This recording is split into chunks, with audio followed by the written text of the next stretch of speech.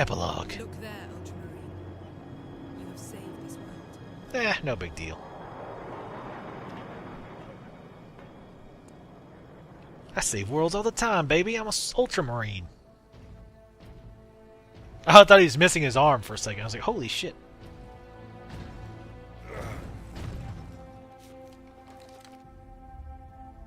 Medic. I see the Ultramarines are human, after all. Negative. No, Lieutenant.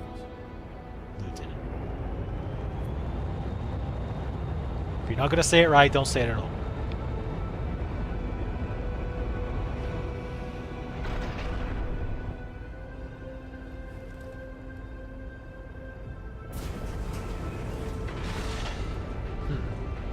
I have no idea who that is. I'm sure someone watching does. If not, multiple someones. Is that the Inquisitor people? Or that's another Inquisitor? Inquisition is here.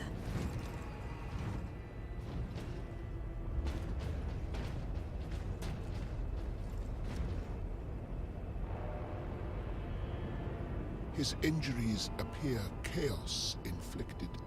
You are certain of this charge? Hey, thanks a lot, Dick.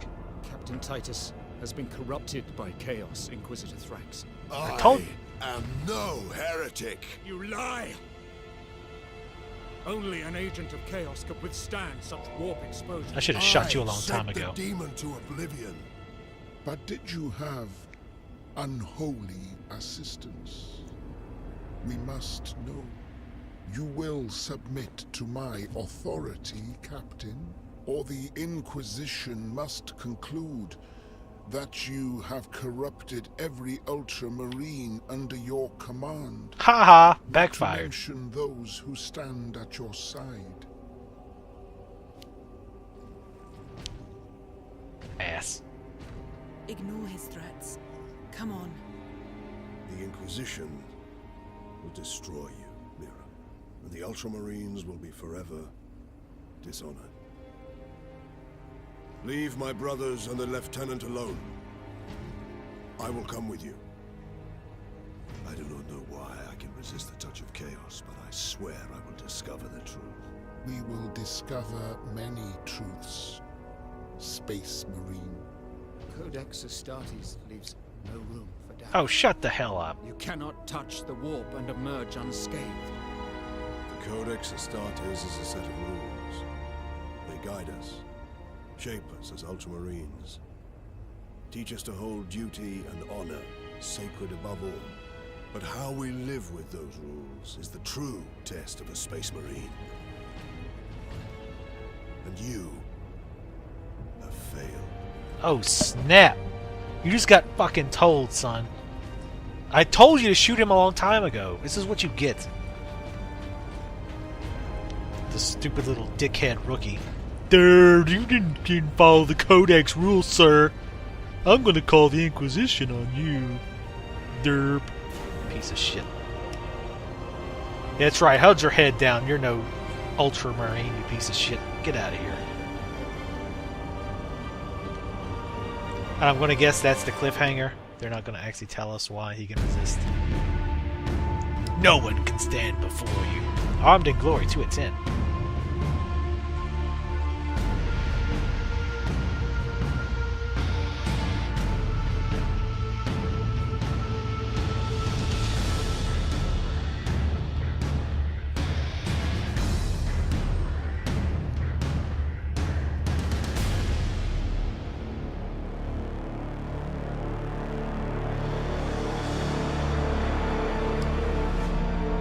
All right. So yeah, I guess they wanted to leave it open for a sequel, which I don't know if they will because I don't know how well this game sold. In memory of Brian Wood. Good on you, sir. Anyway, so if you're new to my LPs, this is generally where I do a mini review of the game. Just give my thoughts while the credits of the fine developers roll. Overall, I enjoyed it. The gameplay was fun. It did get a little repetitive. You kind of limited in your, battle options. The melee could have used a little bit more complexity. Didn't have to be Devil May Cry or Bayonetta level, but a little bit more than right click for this combo, and right click for this combo, and right click for this combo.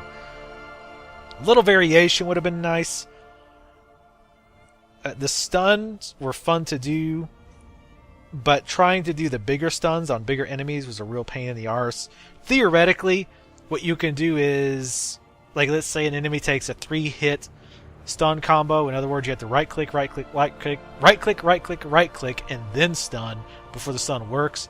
Theoretically, you could start the combo before the enemy even gets to you, so that by the time the enemy gets to you, you're swinging for the 3rd time, and then you can do the stun, because you don't have to actually hit them with the melee attacks for the stun combo to work. Realistically, though, that's very rarely comes into play, at least on the hard difficulty, because a lot of times enemies are shooting you from the background, and you can't just be wailing around coming out of cover, because then you'll end up just dying from secondary fire from everyone else. So yeah, the combat again got a little repetitive after a while. However, to me anyway, it was always fun doing executes when I actually could do them. It was very just gratifying killing wave upon wave of Orc and Chaos Agent. So I think it was fun, but like a lot of people might have issues with the repetition. I didn't find it too bad, but again, it did get a little old. I would have liked to see more jetpack usage. I guess the balancing factor of the jetpack was it was ridiculously powerful. It would have trivialized the game if you were allowed to have it the entire time. So I can kind of see why they only give it to you sometimes. But while I used it, it was a hell of a lot of fun. So I guess in that respect, they did a good job. They made me enjoy it, while at the same time not making you use it for so long. You're like, oh god, I'm so sick of this jetpack. I just want to go back to my other weapons. So I guess good job on that overall. If they do make a second one, I would like to see it where you can actually keep the jetpack the whole time, but nerf it a bit so that it's not as ridiculously powerful as it is. The graphics were good. They seemed to be in line with what I have seen of the Warhammer universe's artwork. I'll say again that I don't know that much about Warhammer. I spent a few hours on one of the lore Wikipedias reading about the Ultramarine or the Space Marines and the Horus Heresy, which I know the Warhammer folks will be very aware of what that means. So I tried to educate myself a little bit. So that did help understand a lot of the character motivations and the background and understanding the conflict, as well as what the whole deal with the Inquisitors are, why they're such a big deal that you can't, why they made such a big deal out of you can't, deal with the chaos at all. Because one way that the organization of the good quote unquote side of humanity was almost entirely destroyed because of someone turning to the Warhammer version of the dark side and almost wiping them out. So they make it a huge deal. So going into it, now I understand why that was a big thing with him being able to touch the chaos but coming out seemingly unscathed. So the story was interesting. Again, not great, but still interesting. Voice acting was good all around. I would have liked to seen the Orcs and the Chaos say different things. It did get old hearing Space Marine or kill that Space Marine or it takes more than that to kill an Orc. It definitely got tiring hearing that over and over again. So a little expanded vocabulary would have been nice. Not a big deal. Let's see. The difficulty was it was on hard. It felt a little easy. I did die a few times, but if you don't die at all on hard, something is horribly wrong, or you're just really amazing. But the difficulty felt a little low for being hard. But overall, it was fine, I guess.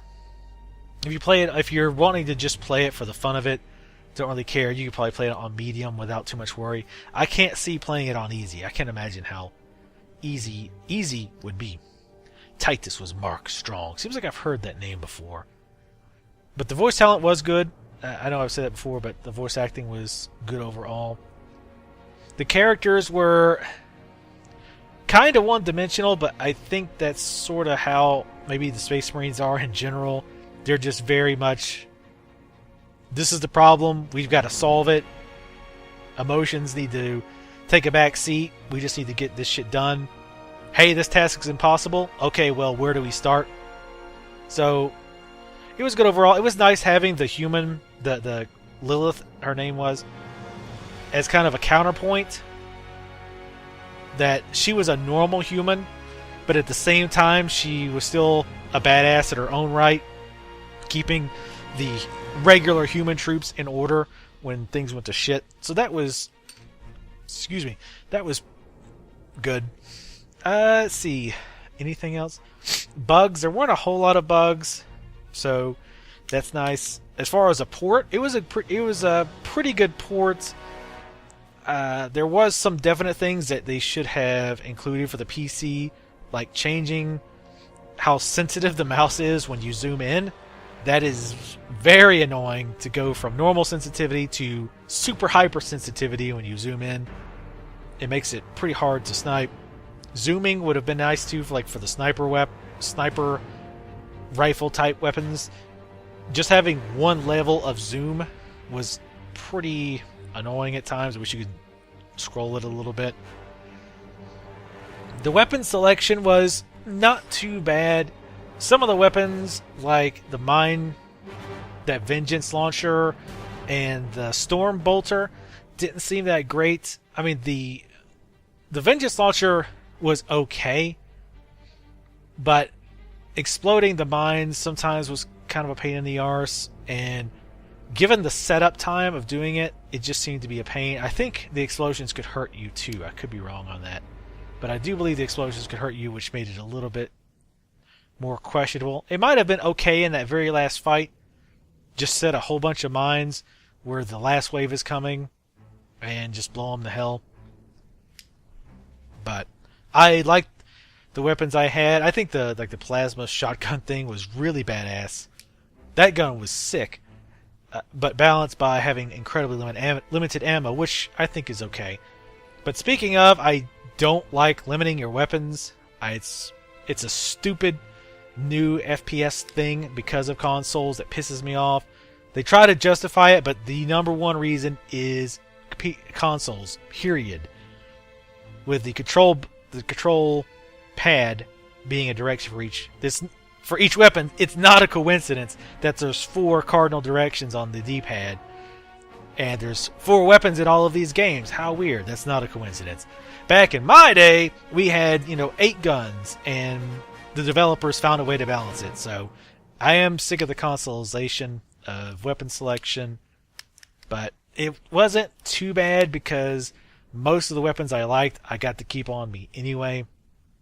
I would have liked to seen some kind of an upgrade system in this game instead of just finding abilities and whatnot at random locations, such as the super power, which I always forget the name of, becoming better and better just by finding it through the story. It'd have been nice if you had options. You got XP from killing enemies, so you could either improve your shields or improve your super marine power. That would have been a nice change as well. Hopefully the next one maybe does that.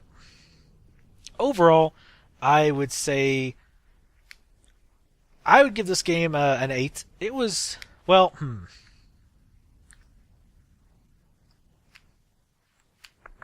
You know what? Let's go with a 7.5. Again, I go on the real 1 to 10 scale, not the bullshit Kotaku and... Wait, I don't think Kotaku gives ratings anymore. The bullshit scale that many other game journalist sites use, where a 7 is a bad game or 7 is a mediocre game. 5 is a mediocre game, you assholes. 7 is actually a pretty darn good game. 8 is a great game. 9 is fantastic, and 10 is the best thing you've ever played in your life. So 7.5, still a really good game. It got knocked off for repetition. Not much playability. It was really short, like what? Maybe 10 hours? Probably not even that. So it was kind of short, repetitive. Some things got very, very annoying. For example, I kept shooting. Like, I would just inch out from behind boxes, and I would shoot an invisible corner of the box. Getting stuck on things on the ground that are 3 inches high because you can't walk over it. Things like that got very frustrating. And it was just very, I don't know, just, again, a good game, but some things did kind of irk me. I also like to give a price rating. What this is I tell you what I think you should pay for this game if you're interested. And I think this is even better than a numeric rating. And I'm not going to get too much of a side tangent here, but I think this is good because there's many games out there where you say, well, you should play this, but you shouldn't pay $50 for it, right? So if you are just a person like me, you like these action shooter games, you like visceral combat, you like the bloody assassinations and all that, I would say this game, you could pay about $20 for it, maybe $15. If you're just going to do a one playthrough, probably $15. If you're going to go back and try to find the audio logs, that's the only hidden thing there is. But maybe up to 20. 20 would be the top. 15 is more likely. If you are a big Warhammer fan, again, I don't know that much about the Warhammer lore, but if you're big into Warhammer, maybe you could go up to 30 or 35. Again, a good game. But unless you play it through multiple times, you're not going to get a lot out of it. My understanding, too, is that there's not a lot of people playing the online component anymore. So if you're into the online part, check into that. Just to be sure, don't take my word for it. See if there is people still playing this online. If you're going to have other people to play with, that's kind of important if you care about the online component. And if that's the case, if there's still people playing it, then you might pay more for this. But I think it's pretty easy these days to pick this game up for $20, $25, 30 tops. But anyway, that was my Let's Play Space Marine and my mini review. I hope you guys have enjoyed it. I know I sure did. More games coming up. In fact, I'm going to start Aliens Colonial Marine tonight. And by the time you see this, I'll actually have been doing that for a while. At any rate, thank you guys for tuning in. And please leave comments. Let me know what you think of this LP. And I will see you next time.